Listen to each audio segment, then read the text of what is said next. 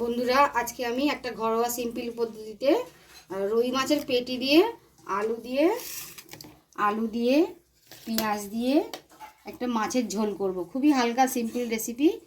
তো আমি এটা রান্নাটা শুরু করছি। কড়াই গরম হয়ে গেছে, তো মাছ ভাজার জন্য আমি একটু সরষের তেল দিয়ে দিচ্ছি। তো বন্ধুরা, তেল গরম হয়ে গেছে, এবার আমি মাছগুলোকে ভেজে নিই।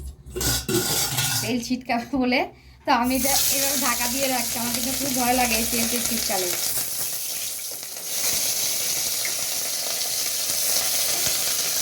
দিয়ে আমি এটাকে একটু ঢাকাই দিয়ে দিই, নাহলে পুরো তেল গায়ে ছিটকে আসবে।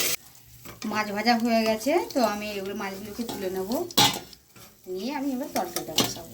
আমি অল্পই মাছে করেছি, আর আপনাদের যেরকম দরকার হবে সেরকমভাবে করবেন প্রয়োজন মতন। তো এর মধ্যে আমি এবারে তেজপাতা, গোটা লঙ্কা,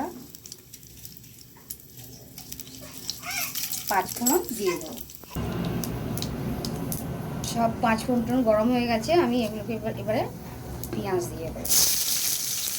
তো এটা ঘরোয়া পদ্ধতিতেই রান্নাটা হবে, কিন্তু আমি মাছের ঝোলে একটু পাঁচফোড়ন, শুকনো লঙ্কা ফোড়ন দিলে কি আর মাছের ঝোলে একটা স্বাদ আছে। তো আদা রসুন পেঁয়াজ সবই দেবো, কিন্তু আমি একটু পাঁচফোড়নটাকে ফোড়ন দিয়েছি। তো পেঁয়াজটা ভাজা ভাজা হোক, তারপর আমি আলুগুলো দেবো। পেঁয়াজ ভাজা হয়ে গেছে, এবার আমি আলুগুলো দিয়ে দেবো।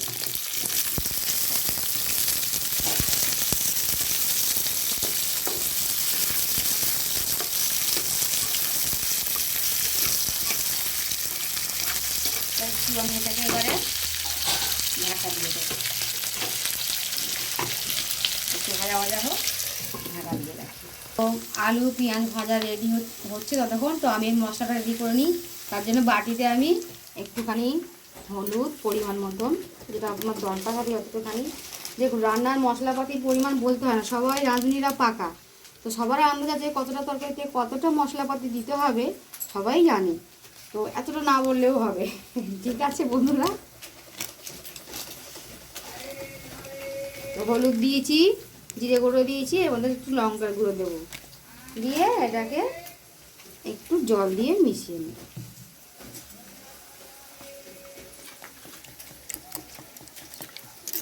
তো এদিকে আলু ভাজা হয়ে গেছে, এর মধ্যে আমি একটু আদা রসুন কুড়ুনিতে গ্রেটারে কুড়ে নিয়েছি। সবসময় দেখুন 4-5 জনের তরকারিতে রান্না সবসময় শিলনোড়াতে মশলা না বাটলেও হবে। তো কুড়ুনিতে কুড়ে নিয়েছি, তাতেও হয়ে যাবে। আর এই তরকারিতে অনেক আদা রসুন লাগে না, অল্প একটু দিলেই হবে তরকারিটা স্বাদ আনার জন্য। তো এটা আমি দিয়ে দিচ্ছি, কাঁচা লঙ্কা দিয়ে দিচ্ছি, দিয়ে এটাকে আমি একটু নাড়াচাড়া করব।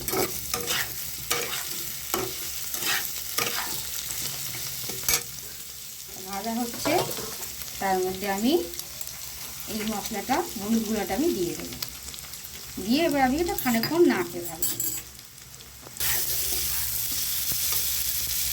মশলা ভাজা ভাজা হয়ে এসছে, এবারে আমি একটু পাকা টমেটো আমার শেষ হয়ে গেছে, ঘরেতে নেই। তো কাঁচা টমেটোগুলো একটু হলুদ হলুদ হয়ে গেছিলো, এটা কাঁচা টমেটোও দিয়ে দিয়েছি। তো এটাও হয়ে যাবে। তরকারিটা টমেটো করলে আমাদের একটা স্বাদ হয়। আর মধ্যে আমি একটু নুন দিয়ে দেবো, আবার খানিকক্ষণ একটু নাড়াচাড়া করতে থাকবো।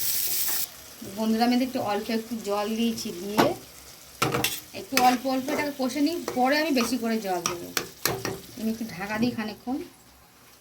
তো আমি এটাকে খুলে নিই, এবারে আমি এর মধ্যে একটু জল দেবো। যেরকম আপনাদের যেরকম দরকার তরকারিতে মাছের জন্য যতটা পরিমাণ জল দেবার, আমিও সেরকমই দিয়ে দিচ্ছি।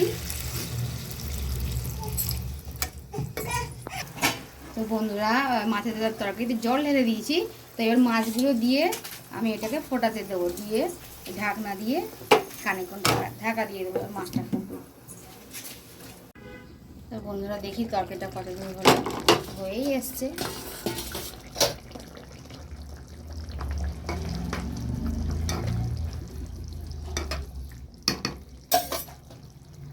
আলু সিদ্ধ হয়ে গেছে, এবার আমি তরকারিটাকে নামিয়ে নেব।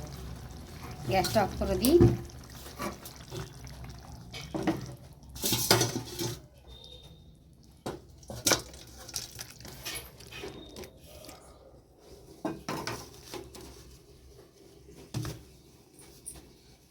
এর মধ্যে আমি একটুখানি ধনে পাতা দিয়ে দিলাম। তো বন্ধুরা দেখুন, আলু দিয়ে রুই মাছের পেটি দিয়ে একটা সুন্দর একটা খুব সিম্পল রান্না, চটজলদি, আর খেতেও খুব সুন্দর।